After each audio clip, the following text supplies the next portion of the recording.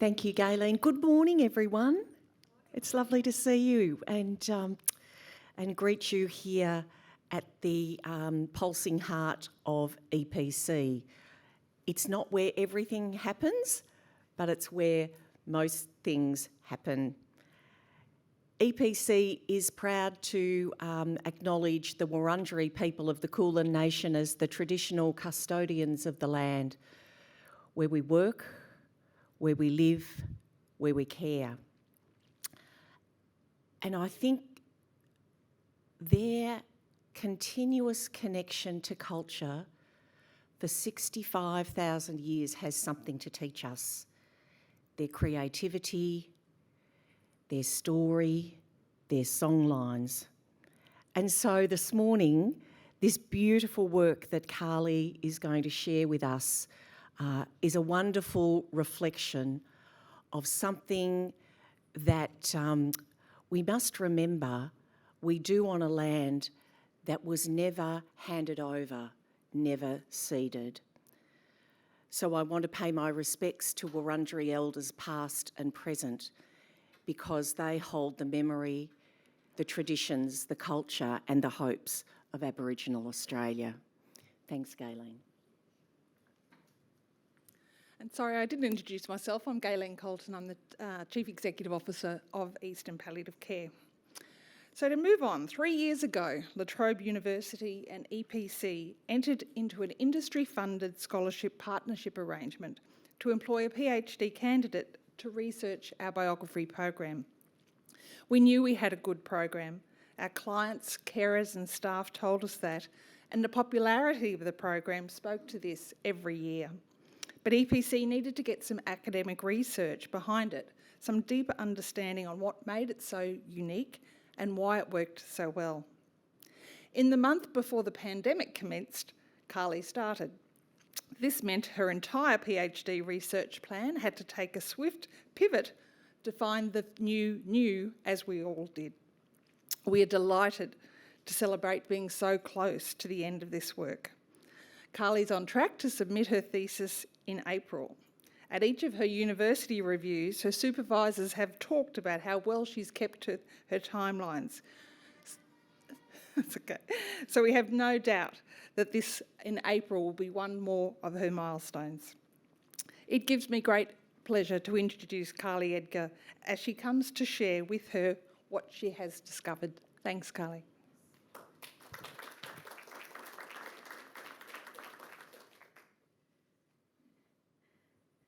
Thank you.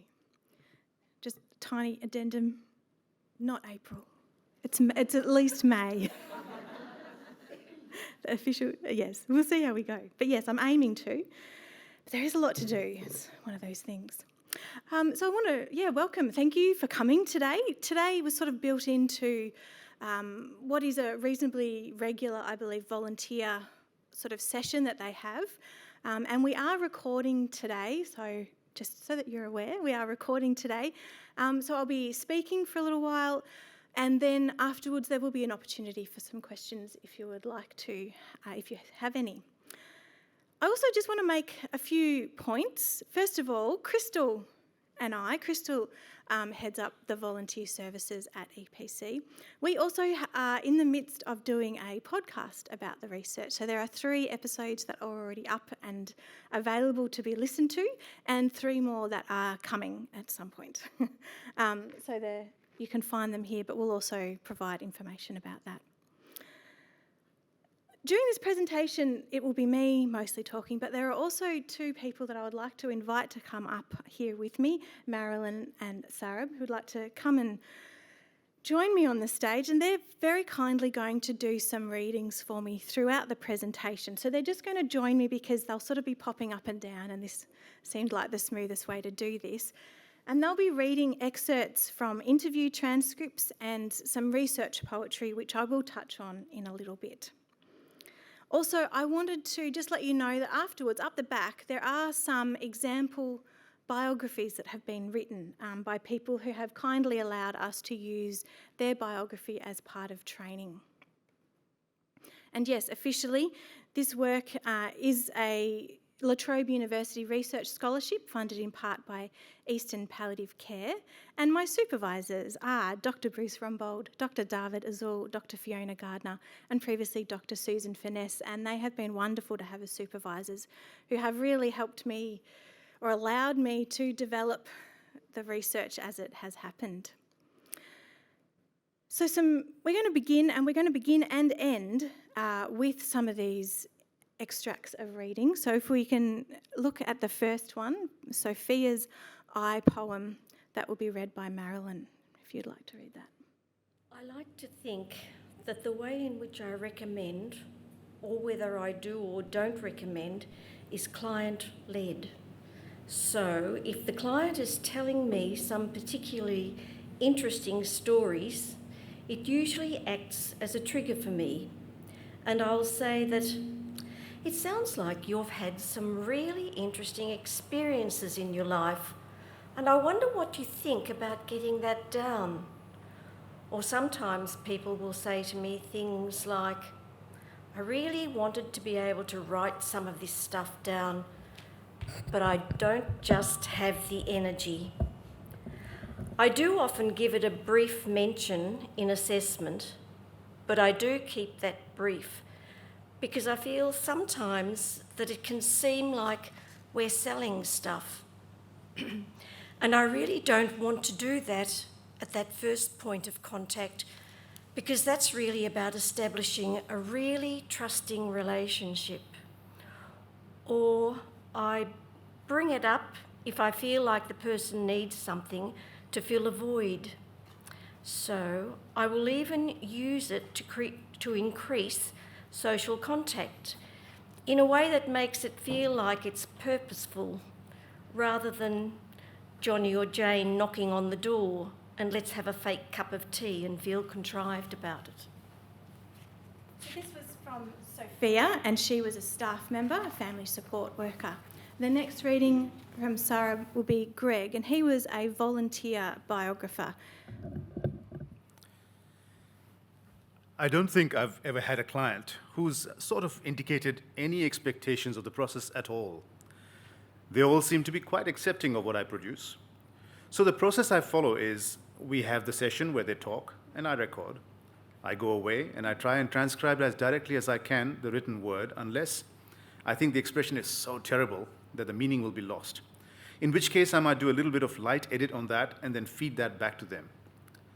Sometimes I'll say, hey, you haven't really said this.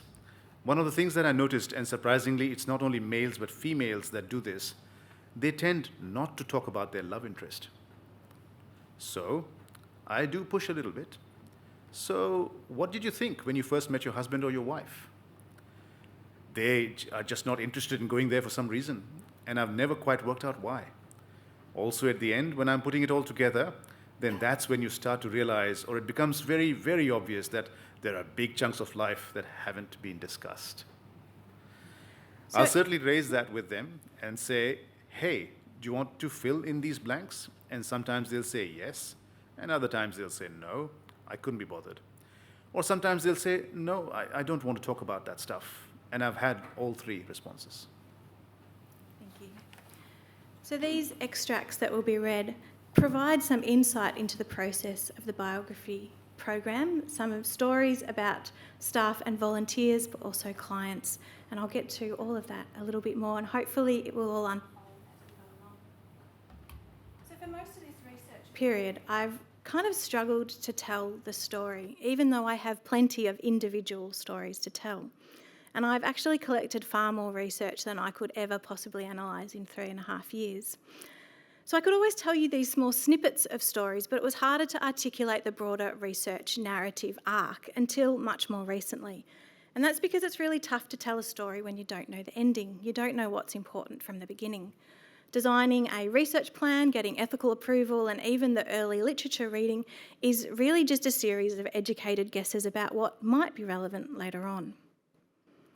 So I'll begin with a bit of an overview of the research. I did start in January 2020, and I got through the staff and most of the volunteer training here at EPC, and was in the midst of trying to familiarise myself with Trobe processes and the many websites and all that sort of stuff when COVID became present. So government isolation restrictions were introduced the week Trobe orientation began. And ever since, the research has pretty much tracked alongside the pandemic. But I was luckier than most, though.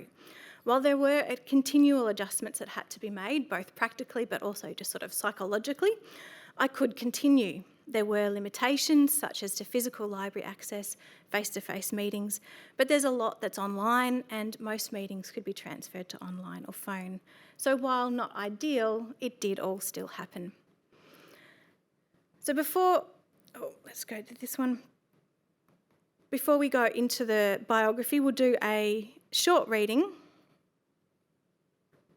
Oh no, we've already done that one. That's my mistake.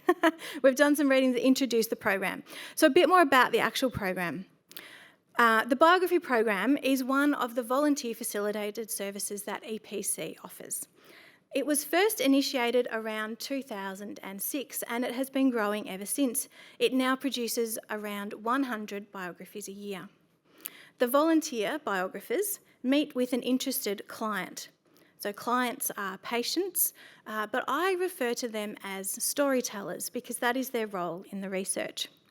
So the volunteer biographer meets with a client and records them telling their life stories. They then type up a version of this verbal storytelling and they work with the storyteller to produce a written version that they are happy with. The details vary on exactly how this happens, but generally it includes anywhere from 1 to 8 storytelling sessions. If the storyteller isn't sure where to begin, the volunteer biographer is there to help them and guide them and to do all of the computer work. So while the aim is to produce a written document at the end, the volunteer biographer is also there to offer a listening ear and to act as a collaborative partner, providing guidance as needed, noting what might be absent from the story and also listening to stories that may or may not make it into the final copy. So we have another reading. This is Chris's, storyteller Chris's I poem. I was a bit depressed, and the nurses were coming out and the counsellor was coming out to see me. I was down in the dumps a little bit. And they had this program, this biography program. If I would like to participate in it, and I was already in the process of getting documentation together myself to try and put something together for my wife, my kids, my grandkids, about my life, but was running into a brick wall, not knowing how to go about it. So when this opportunity came up, it was really great. So I agreed to do it. I had a very good volunteer. He put extra things in which I didn't expect. He put extra things in which I didn't expect, which he researched himself, which was absolutely marvelous.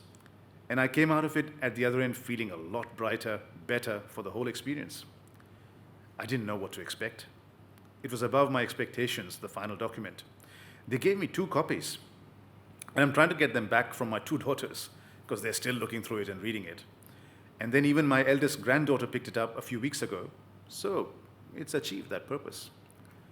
We had a couple of laughs about different things that I regretted in my life. And the interesting part was you can now sit back and laugh at them with other people, which to me was great. I've always had a couple of those things bothered me, but then when you talk to someone, and especially a stranger, you go over it and then have a good laugh about it, which was surprising to me. I think that not knowing the volunteer, you're able to discuss things candidly with him. I've never spoken to my family about it until this process started up, and I found it easy to talk to the volunteer. And then I found it easier then to sit down with my family and say, this happened and that happened. I'm not the most open person as such, my wife would tell you. I think that surprised her a little bit in the whole process. As you can see, these extracts offer a real-life perspective about the process. So the early research period was all about exploring potential research designs, methods, and eventually I did write and design and a supply for ethics applications, and then eventually implement the plan. So narrative inquiry is the broad methodology research take. The quote that stories are the closest we come to shared experience sums up its perspective. For the research design and method, I really wanted to press into the storied nature of the biography program. So storytelling became the topic that I was researching, the method I was using to research it, and now hopefully part of the method through which I communicate it. At this point, I do feel like I should say that for any volunteers who are here today, it is unlikely that I'll tell you anything that you don't already know. This is the opportunity to reflect back your stories to you. And the opportunity of the research is to tell the stories of those who have experienced the biography program, and then the research story to which all the individual stories contribute. But my aim is not to distill all the participant stories down into a generic story, but to provide a framework through which the variety of stories can be heard. There are 4 particular characteristics of the biography program. It's a life storytelling program, it's in a community-based palliative care setting, it has a dual process product focus, and it is facilitated by volunteers. It is also noticeable that it is an established program. Research is often, but not always, conducted into pilot or early programs, and EPC is really well past that stage. They have many years of experience and a substantial volunteer workforce. So the aim of the research was to explore the history of the biography program, how it operated and how it was experienced. So this broad approach was taken because there was very little written about this particular tradition of life storytelling programs and this program in particular. So there are 4 research group participants: the clients, who have participated in the biography program, who I call storytellers, as this is their role. The volunteer biographers, who I generally refer to as biographers, and they are the ones who help facilitate the program. All EPC staff were also invited to participate, and the final group were carers. The carers were those who were listed as a primary carer for a client or storyteller who had participated in the biography program more than 13 months prior to the start of the research and up to 5 years before that.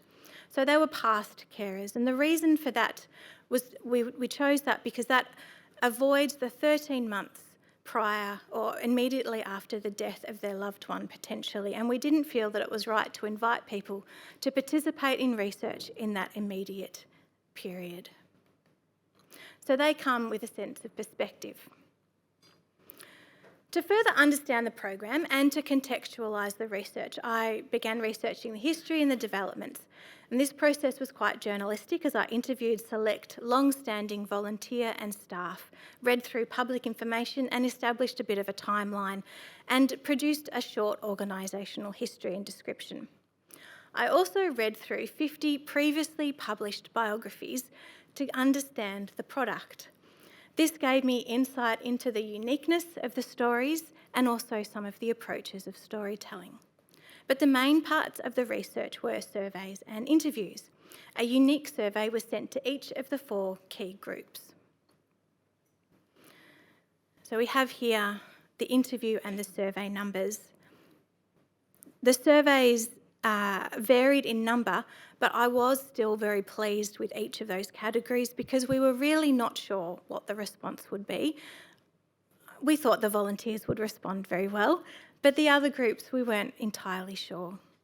And then for the interviews, I was very happy as well, as I only had permission to do 10, and I knew that by the time I was doing around 8 interviews that I had way more than I could possibly really deal with. So the surveys invited participants to volunteer for the interview, and hopefully the interviews were informal and relaxed, and I asked open questions and provided lots of opportunity for storytelling. So while the research approach I took can be broadly classified as narrative inquiry, the primary analysis method of the interviews in particular was called the listening guide method. And this includes 4 steps, and the first one includes an initial thematic coding, which some might be familiar with is similar to a grounded theory. But the listening guide method is centred on storytelling and listening, which seemed appropriate for a storytelling program. And another aspect that drew me was the inclusion of research poetry. So research poetry is a developing area, and its aims are to refocus how we listen to the participants, emphasise their humanity and individuality, and offers a little bit of an antidote to past research methods that have dehumanised participants. It also really highlights the voice of the participants and what matters to them personally most. So a research poem is created directly from the participants' words. Nothing is added, but sentences and words may be deleted. And this is not to manipulate the interviewee's words, but to help the researcher or myself listen differently and highlight particular voices or thoughts throughout the interview. It's also only one step of 4, and so everything has to be incorporated back into the broader analysis. So the poetry is formed by taking all of the interviewees' references to themselves, so any I or me's that they include, placing this at the beginning of a sentence and then having the sentence follow after. Any sentences without an I or a me are deleted, as is everything that the interviewer spoke. So we have an example here of Dorothy's I poem, and there are 2 slides which will be read. I'm stage 4 in my disease. It's terminal. I am terminal. We can't cure it, the type of cancer I've got, but we can manage it, which we're doing. And my quality of life at the moment and for 4 years has been really good.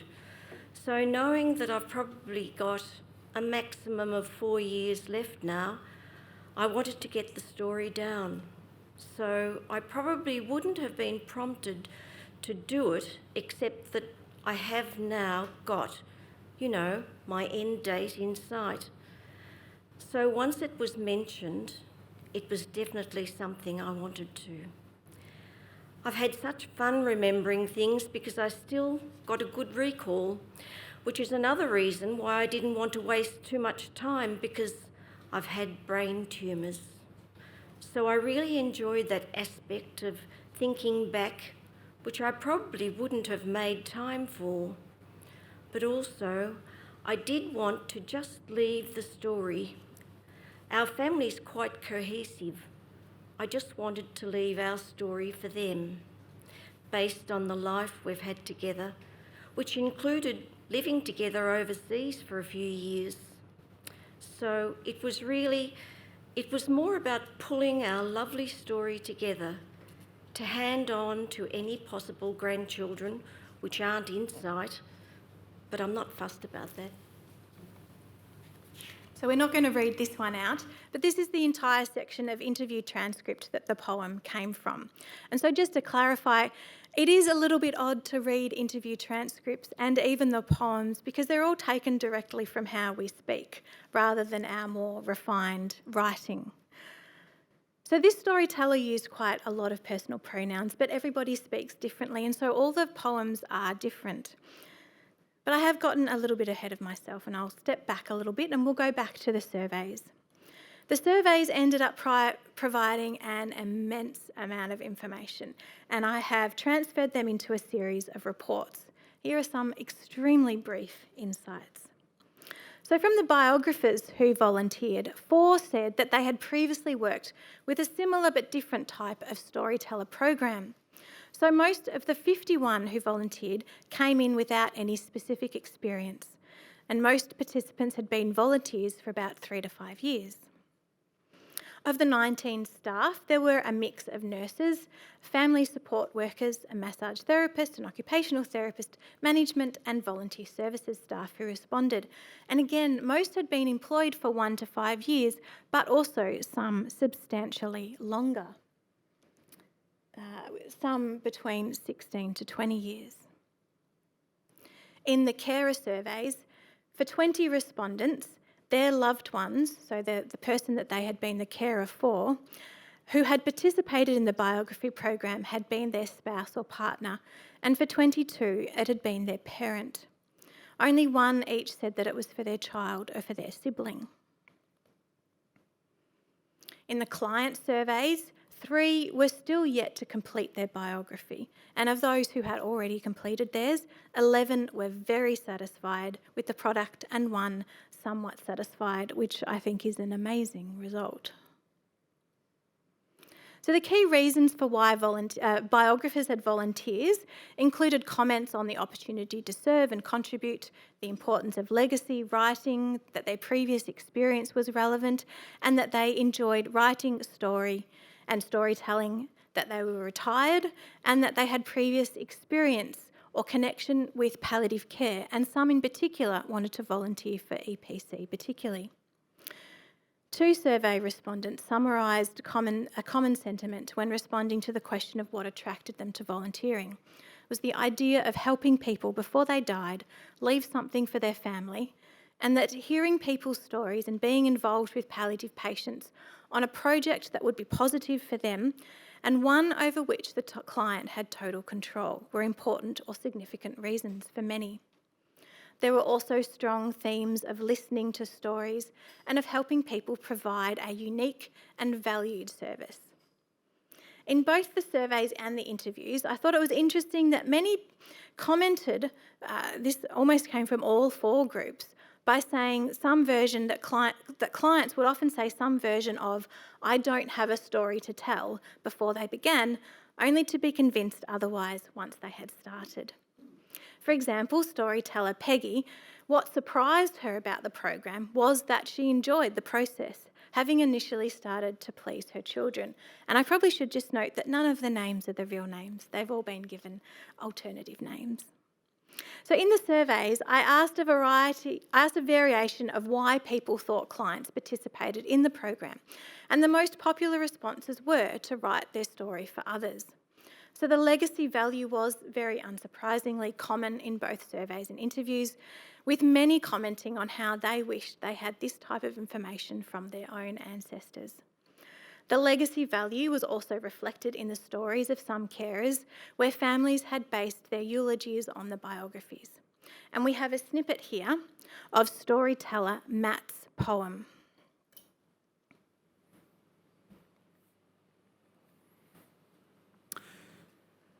I think future family members might want to know something about their origins and some history about where they came from, where their genes came from.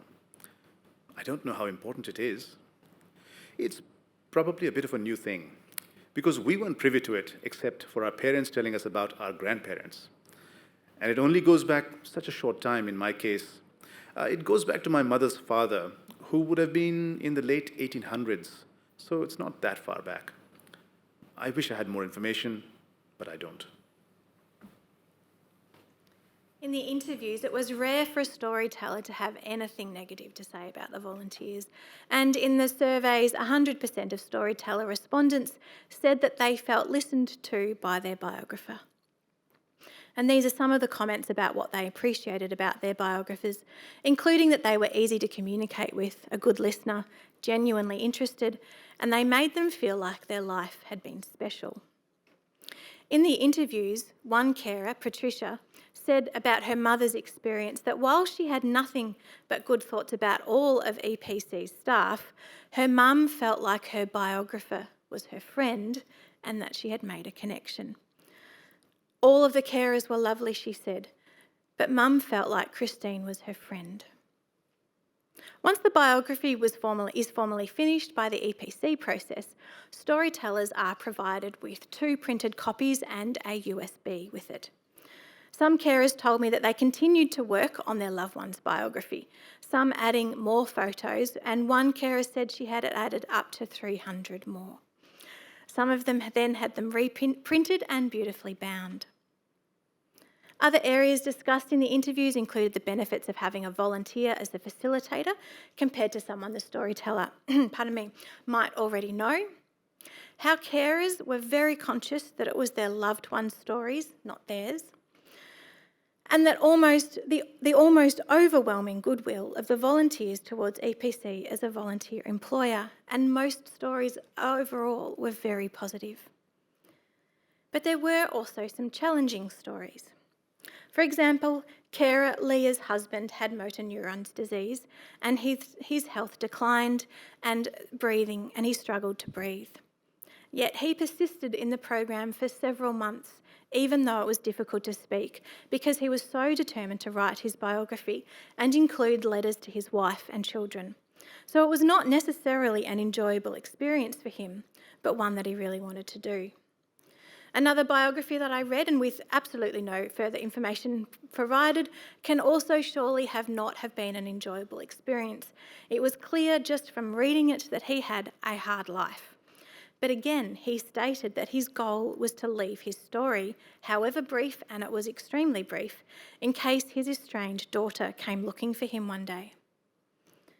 One carer interviewed spoke of how her husband was determined to document his career projection to the exclusion of including much about their family, which his children were not entirely happy about in the final document. She did wonder, though, if he would have gotten to more family stories eventually, but his health declined. Another carer, Teresa, told me a very complex story about her father, who by all accounts had really enjoyed the experience of storytelling with his volunteer, but then was disappointed with how the story was written up in the final copy. It was a really complex story, and I know that I don't understand the full details of it. It did unfortunately cause some family disunity. But still, the carer said in her interview that she thought it was a good thing that he had participated overall because, as she said, he was quite a lonely person and she felt that he really would have enjoyed the company and having someone pay him attention. She also thought that the telling of his stories was really positive, even though he eventually thought it was negative.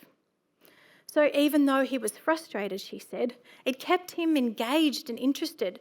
She said, even if you're annoyed, you're sort of thinking about things, aren't you? You're engaged in things. So even though these difficult stories were a minority, I felt that they also offered something that was just as important to the many positive stories about how the biography program operates as it does now. From my perspective, I saw the program trying to accommodate, adapt and facilitate a variety of stories, experiences and individuals within what must be a very stressful time, and it's both the positive and negative experiences that have contributed to its refinement. So a short summary of what I've mentioned so far. The research includes an organisational history and description, some thematic discussions, survey reports, and while each of these things individually could have been more substantial, they became almost surprisingly just the context for some other main areas of writing. Within the broader academic literature of life storytelling programs, so that's a general term that I apply to any program that involves clients or patients in any sort of storytelling, there hasn't been a lot written about programs with the unique characteristics of the biography program here. So there's a lot of general literature, but these characteristics, there really is only one from about 1993, and then there's a massive gap until 2015 when there is a few more that begin. Very interestingly though, the one from 1993 was a single article published by Ivan Lichter and his colleagues Janice Mooney and Mavis Boyd about their biography program in a New Zealand hospice. And this was the hospice that originally trained the EPC volunteers who came back and brought the program to EPC. And when you read this article, you can see how closely the two programs are still tied. So one reason for the lack of literature into programs with similar characteristics is that most programs are facilitated by some sort of health professional, not volunteer. That is the key difference. The second element is that many other programs have a particular goal that they wish to achieve through participation, and yet EPC has neither a reason for participation nor any particular goal other than producing the product and the experience. They allow any client who wants to participate. Examples of other programs include Structured Life Review, which is just that, a space for considered life reflection and integration. There are a variety of this program. They vary anywhere from 1 to 8 sessions, and normally there is no legacy document created. Another program is dignity therapy, which draws from a list of specific questions that the patient chooses from, hoping to establish a sense of dignity within the participant, and they do provide a short legacy document, but again, often only between 1 to 2 sessions are conducted. So to better understand the difference between those sorts of programs and this program, I did a lot of research and I began to group the life storytelling programs in their variety into traditions, resulting in a chapter that is a bit like a history literature review of the area, and it provides a great deal of context for the biography program. What I particularly noticed during this research was that while occasionally there were issues mentioned, such as family who don't appreciate the legacy document, a client or family who over-rely on the volunteer, or the time factor of transcription, there were rarely any details of how they addressed these issues. They simply acknowledged that they were there. So I knew that in my research I had gathered many examples of how EPC had tried to eliminate, preemptively avoid, or overcome such issues. And as I was trying to sort out a response to this, I realised that what I was actually trying to articulate was the program's foundational philosophy, as I saw it represented through the research. So by reviewing the many individual stories of the research, but with a broad perspective, I ended up identifying 4 key aspects as the foundation of the EPC's biography program's philosophy. So someone else might describe these differently, but I felt they each represent important and really foundational elements that particularly relate to the sector that we're in. There are 4 parts, but before I go into it, I will say that no one is ever perfect all the time. These are 4 foundational values that represent an ideal version that everybody seems to be trying to work towards. So the first part is that the program is person-centred. So clearly this builds on the foundations of palliative care quite generally, but there's a clear distinction that while it is client-centred, which is the term that's more commonly used within healthcare, it is not only client-centred, but is particularly person-centred. The program views clients as the role that the person inhabits at the moment. The client or storyteller are not the only persons involved though. There are also volunteers, carer, family, staff, and the family-centred approach encompasses everybody. Secondly, the program reflects on how we can all be lifelong learners. Everyone can learn, develop, grow, reflect, engage at any stage of life. So this applies particularly to the clients or storytellers who may wish to write a legacy, reflect, or just be distracted at this time. But it also applies to volunteers, who is recognised come with a great deal of experience already, but who likely also need to acquire specific skills and knowledge for this program. Thirdly, the program is structured on its relationships. There is the key relationship between storyteller and biographer, but the relationship between the biographers and the EPC staff is just as important. There's also the relationships to manage between other staff, families and carers, all of which are very significant, and they aim not to sacrifice any for the other, instead hoping to find an approach that encompasses all. There is a 4th part. Now, it took me the longest to figure out what it was. I just for ages had this vague feeling that something was missing and I could not figure out what it was. And it ended up being one of those things that takes ages to figure out and then it occurs to you all at once and is perfectly obvious. It's an inherently creative program and process. The word isn't used though, and I feel that's because in the research gathered, it's a bit unusual to talk about life storytelling and creativity. But creativity isn't always understood. And it's not just the parts of the program that you might think are creative, like the editing or the storytelling. They're actually only just the beginning. So as difficult as it is to define creativity, I did find a paper that does that, or tries to. You can agree or disagree. Creativity is the interaction among aptitude, process and environment by which the individual or group produces a perceptible product that is both novel and useful as defined within the social context. There's many keywords here. but particularly relevant are social context. It's the creativity that is possible within the context of EPC and what the volunteers can provide, and the needs of the storyteller. So combining each of these 4 parts, I now describe the program as one that is adaptable, collaborative, relational, and creative. With this inclusion of creativity, I wondered how best to really describe this, and I thought it might be useful to have a metaphor. I realised it reminded me of another metaphor, another creative process, that of a theatre company.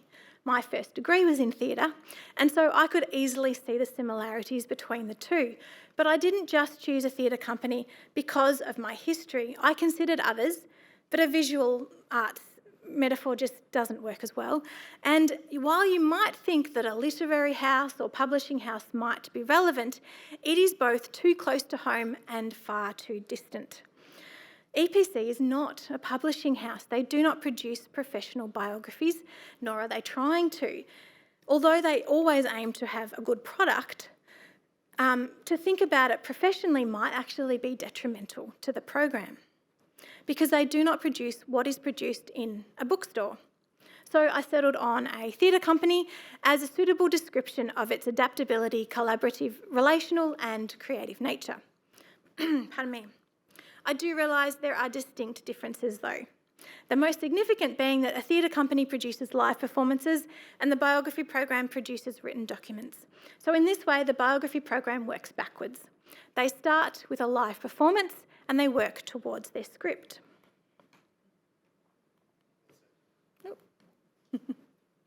So starting with the live performance by the storyteller to the biographer means that the biographer becomes the storyteller's first audience. But the biographers are also collaborators as they have experience and training, and so while a listening audience member, they are also like an acting partner or a dramaturg. And a dramaturg is someone who is an experienced theatre maker who inhabits the role that is most needed to help deliver the current performance. So they might help edit, write, provide research, or anything else to help provide the best possible outcome. So the biographer helps shape the storyteller's story into the written one they want to leave.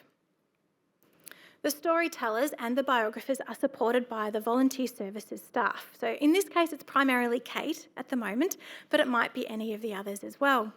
So she acts in a form of the director's role who oversees the variety of mini performances that are all simultaneously occurring amongst the biographers and storytellers. So the director helps facilitate the basic structure of the performances within the guidelines and expectations and what is possible. They also provide support when needed, even though the storyteller and biographer will mostly operate independently, but they know they can call the director in when needed. The director is then supported by the producer, and this is currently Crystal's role, and she takes a bird's eye view of the program in the context of EPC broader. So in this producer's role, she may work between the organisation and the program, manage funding, training, support, staffing, communications. So this role may sometimes have to define the limit of the space, maybe the money spent, the type of training. Boundaries, though, while sometimes limiting, are also necessary. So for example, in the theatre, a performance is bound by the size of the stage. But when creating the set, it's not only the size of the stage that has to be considered, but the door through which the set has to enter. If the size of the door is known, you can break the set down into individual parts and then re-establish it on the stage. But the door in this case is not necessarily bound in stone and may be considered or reconsidered if new ideas are suggested by the volunteers or the storytellers, if new technologies become available, or if new requests are made. So in this whole thing, EPC then acts as the broader production company. But when you imagine a theatre company, don't picture a professional one that might produce Hamilton or Phantom of the Opera. Picture a small-scale, local, amateur community theatre. Might even be performed in a cafe or someone's back garden. But the project is not diminished because they are not professional, but we may need to manage our expectations.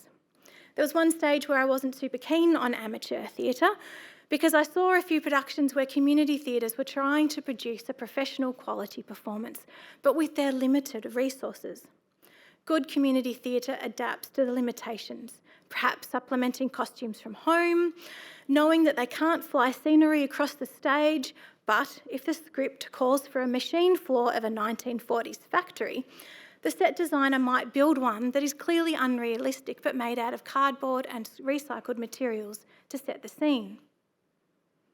So while the volunteers are technically amateurs, what they produce is not amateurish. They are trained, passionate and competent, they're just unpaid.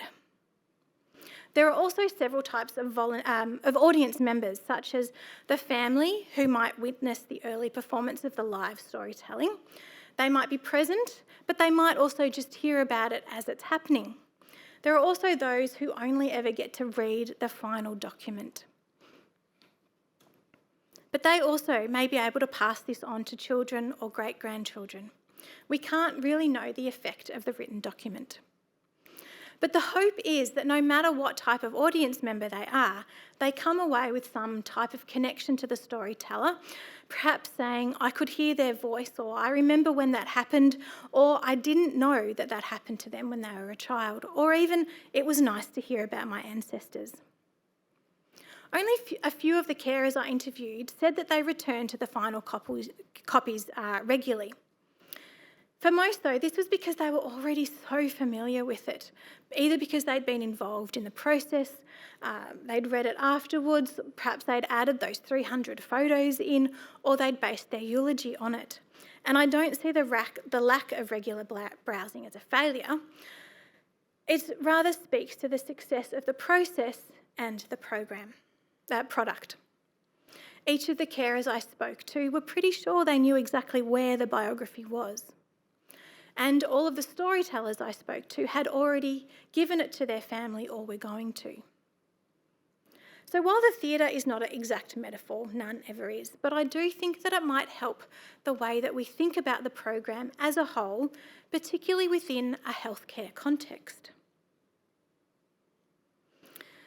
One of the early difficulties I found reconciling in this research was that the Biography Program is offered in what is essentially a clinically based healthcare organisation.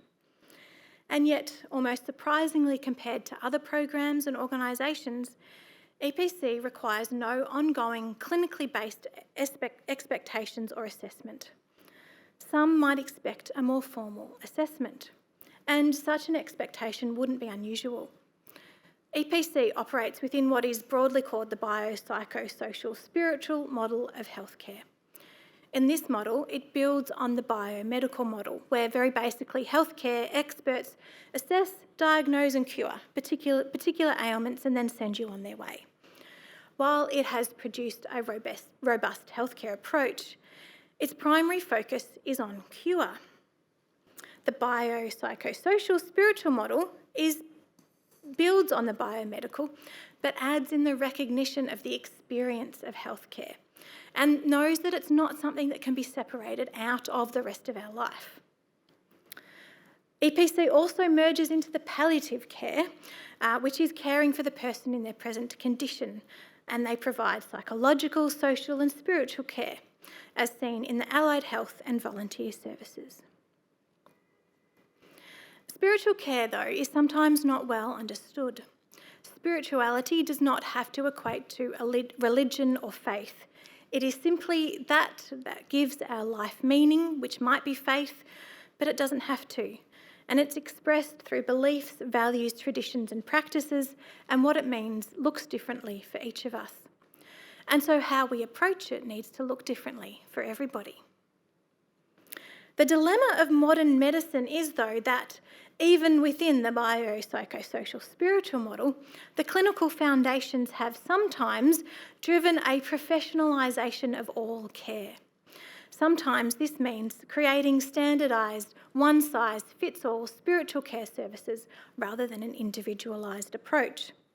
And ironically, an over-professionalisation of spiritual care may contribute to a lack of autonomy, which is opposite of the intention. To provide individual spiritual care, we may need to include things that are non-professional, for example, engaging the community or volunteer-led assistance. So EPC pushes the boundaries of the biopsychosocial spiritual model into a social model by serving clients in their homes in the community. So hopefully this means they might already retain their already established relationships. It also pushes the boundaries even further in the volunteer-led programs, as rather than healthcare becoming simply the elimination of disease, it becomes a quest for humanness or wholeness. It's no longer just that what we lack or that we are ill, but it is a search for who we are, and this may be reflected in a number of ways. Reflecting who we are may also come through creativity. And so the biography programs pushes this even a little bit further with how they operate. It is not only perhaps the pursuit of wholeness and health, but it is a desire to express who we are, what is important to us, and recognises that this can be done at any stage, even when we are dying. As I considered the implications of the theatre metaphor and how the program operates, I felt that the most appropriate measure of success, if we need such a measure for a diverse program, needs to be developed out of the structure on which it is actually built, that of listening. This is the stance that the program takes towards its participants, and it is the approach through which it might be reviewed. One physician has written that listening is a profound skill for any clinician, but it's a skill for anybody. It's a skill particularly for the staff, for the volunteers, but also for family. And as one staff member said in an interview, having someone listen to you makes you feel important. The volunteers listen for the spoken and the unspoken stories of the storytellers. They listen for what is needed to guide, support, and work alongside the storyteller, as do the staff listen for how they can work alongside the volunteer. Another article suggested that we sometimes mistakenly believe that listening is easy. Deep listening may actually be quite difficult, but if developed, may then encourage what can be described as wisdom environments, where listening is not only an action, but a position taken or a stance taken to listen to the whole person. As a result, wisdom environments may be developed within families, but it may also be developed within the volunteer EPC staff relationship and also within the volunteer-to-volunteer relationships. So the biography program is not one that can be well defined within a strict criteria or policy. While there are policies, they are enacted within the broader philosophical foundation that helps determine how and when appropriate policies are then enacted or perhaps then pushed back on. Having said all this, there is another aspect that I haven't really commented on much, and that is still really important to me. And that is the resharing of participant stories. While the analytical and the philosophical aspects of this research became really important, almost surprisingly so to me. They really form the foundations of the thesis. I feel that it is just as important to retell the stories that were shared with me. And so this is why I have, throughout the thesis, included extracts from interviews and parts of the research poetry that I've already spoken of. So I'd like to have another extract from one of the volunteer interviews. This one is from Bernard. This is a little bit of a long one, but it's, I think, worth it. These people are pretty sick, and they're sick enough to be suffering. By and large, they're confined to a wheelchair or to a bed or whatever. So they're pretty sick, and you're entering into their lives and you're confronting an 80-year-old, very sick person. But in this biography process, you take them back to when they were young and fit and healthy, and life was an adventure. And it doesn't take them long to go back to that world. They don't want to be in the world they're in now. And unfortunately, everything about their life confines into that world. So if the nurse comes in, she's visiting a sick person. The doctor comes if they've got to go to hospital. Now this takes them out of that world. And I've seen that this transporting to another world is tremendously therapeutic. If you want me to tell stories, I could tell stories forever about it. But I'll only tell one, about how therapeutic these processes and how much, after a couple of weeks, people say, "Oh, really looking forward to this. What are we talking about today?" The very first biography I did was a 95-year-old lady with heart failure. I knocked on the door. She had twin daughters who were in their 60s. They were her carers. And I walked in to go into the front room and they said, "Oh, no, she's in the bed." And so there was this bed, double bed, with this head at the top and a blanket right up to the chin. And this lady was there. And the first recording I did, I really didn't think we'd get to the end of the recording, let alone the end of the biography. She had a tiny little voice. She hardly said anything. And I thought, well, this is going to be difficult. Anyway, I transcribed, went back the next day, and I found that she was sitting up in bed. And in the first week, I could hardly hear what she had to say. The third week, she was sitting up in bed with a nice new nightie on, and she'd made herself up. She's 95. She made herself up. Anyway, cut to the chase. After about 5 or 6 weeks, the biography was finished. I delivered it to the daughter, rang the doorbell, knocked on the door, and turned right into the bedroom. The bed was empty. And I thought, oh no, I'm too late. She's died. And then from the kitchen came this woman saying, "I'm in here. I'm making you a cup of tea."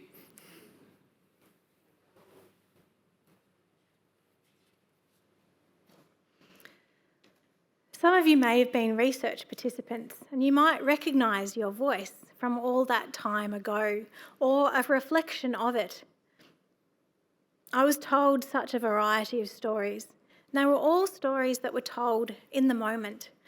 And they're ones that you might now feel differently about, but I only have your words that you spoke then. And honestly, I have far too many stories to include here or even in the thesis. I'll offer some really brief generalisations. The biographers and the staff all told many variations and variety of short stories, as they have this variety of experiences, and these stories in particular contributed to the writing of the philosophy. In contrast, the carers and the storytellers only had their singular story to tell. The difference between the carers and the storytellers was, though, that I felt that the storytellers were still mid-story. Even if they'd completed their biography, they were still so close to the experience. But carers came with hindsight. Their biography experience was potentially several years ago, and even if they hadn't consciously reflected on it, they were still more reflective and comprehensive. The carers often told me their whole palliative story, not just their biography program experience. It was one thing that I was initially quite surprised about, and it almost felt like some of the interviews became a bit of a grief debrief, as though they had been just waiting to tell stories about their loved one. I felt that I became almost as familiar with their loved ones as with the carers that I was interviewing. When I began the I poems for the carers' transcripts, I quickly realised that while they highlighted how the carers spoke about themselves, which was clearly an important aspect, it almost entirely deleted the voice of their loved one. And given how prevalent this voice had been, I felt the loss was really significant. And I wondered how I might call back their loved one's voice in poetry form as well. And so I began experimenting with transforming the transcripts into they poems. So for these poems, I gave all the references of their loved one the same quality as the I that I'd given in the I poems.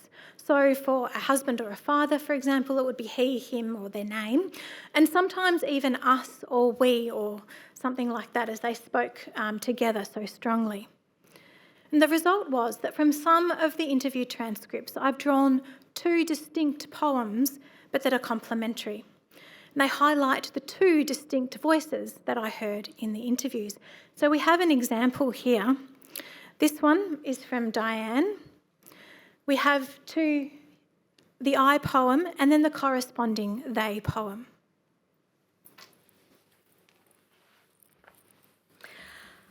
I think he was pleased to be able to get that all sort of documented down.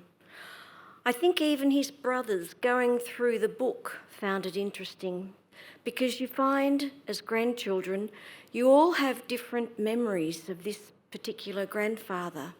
And I know in discussions with my own cousins and things, we've all got different perspectives, because I was the oldest, the younger ones have different, not so much ideas, but memories. I think he was glad to be able to put it down. Next one. He often goes back to his grandfather on his maternal side, and he had a lot of respect for him, and they had a lot of fun together. I think he was pleased to be able to get that all sort of documented down. And I think even his brothers, going through the book, found it interesting, because you find as grandchildren you all have different memories of this particular grandfather. So I think he was glad to be able to put it down. So you can see that they're sort of similar but different, and each one has different variations on this. The inclusion of these they poems, though, really helped re-centre the voice of the loved one. And these poems, I felt, also became a way of demonstrating the transformation of oral storytelling of the interviews into written text that we see in the transformation of the biography program, but also in the transformation of the research. And I wondered then if I could then recall from written script to oral storytelling again. So to do this, I've included some I and they poems, not all of them. I did all of them for just one group, and it was 100 pages. To do all this, I've included I and they poems and some other potentially performance-suitable creative works into the thesis that invite the audience into the participants' stories and experiences in a way that I think is better than I ever could.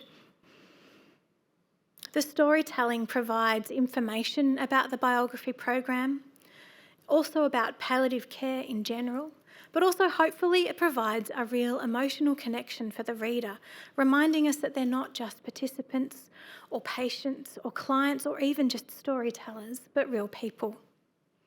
I'm still exploring how best to present all of these forms of storytelling, but these short extracts today included represent one form. So we're coming to a close here. In a moment, there'll be two final short extracts of stories from a volunteer and an EPC staff member in just a moment. And they will conclude the formal part of this presentation. We are going to have a time for question and answers, though, at this point. So if you would like to stay, I really encourage you to. If you need to nick out, I understand. But otherwise, we really invite you to stay. It won't be for too much longer, and then there'll be another opportunity to have something to eat and to drink. And so I want to really thank you for your presence here today, for coming and for listening, for also allowing me to do this research. It's been a really great opportunity. I remember that many years ago I once said that my ideal job would to be paid to study, and there you go. It actually happens. And so it was a great opportunity. And even though it did happen through COVID, which was unusual and unexpected, it also provided an opportunity that could continue through COVID, which was both surprising and unexpected as well. So thank you for coming. I hope it's not the last time the biography program can be the subject of research. I think there is a great opportunity for more research, and I started to highlight all the things that I've listed that could be future research or that I didn't get to research in full in the entirety that I would have liked to. So I want to thank my two lovely readers. I do have thank yous, which I'll provide you in a moment. So thank you for that. Thank you for coming. And I hope I've been able to offer some insight to what I've been researching over these past few years. So we'll have two more readings and then we'll somehow merge into the question and answer time. Thank you.